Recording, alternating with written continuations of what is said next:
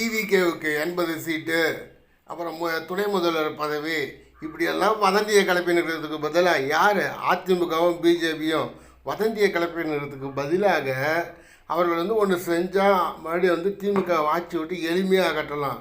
இந்த ஊழல் பெருசாக இல்லை KN நேரு, அப்புறம் கொலைகாரன் செந்தில் பாலாஜி, அப்புறம் திருவண்ணாமலையை தெலுங்கு தேசமாக்கும் நம்ம ஏவா வேலு, இவர்களனா உரிய வழக்கில் உரிய முறையில் ஈடியால் கைது பண்ண சொல்லுங்கள். கைது பண்ண முடிஞ்சு போச்சு. கிட்டத்தட்ட ஒரு 80 தொகுதி வாஷ் அவுட்டு.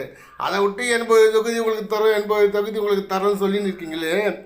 80 தொகுதி நீங்கள் கொடுத்து உங்கள் கூட நாங்கள் கூட்டணி வைக்க, நாங்கள் என்ன உங்களை மாதிரி கொள்கையை அடமானம் வச்சுட்டு உங்கள் கூட கூட்டணி செய்கிற நாங்கள் என்ன திமுகவா, அதிமுகவா, பாமகவா, இல்லை தேமுதிகவா, இல்லை மதிமுகவா, எந்த கட்சின்னு சொல்லுங்கள். ஏன் விசிகா கூட ஒரு காலத்தில் கூட்டணி வச்சுருக்கு பிஜேபி கூட.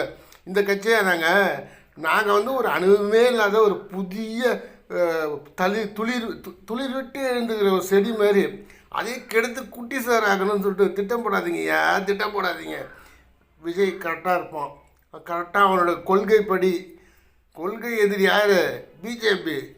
அரசியல் எதிரி யார்? திமுக. திருட்டு திமுக. இது ரெண்டுத்தையும் வீழ்த்தாமல் விட மாட்டோம் இந்த தேர்தலில். அதனால் தயவுசெய்து உங்களுடைய வதந்திகளை ஓரங்கட்டி வச்சுட்டு தேர்தல் பிரச்சாரத்துக்கு, தேர்தல் பரப்புரையில் இறங்குங்கப்பா.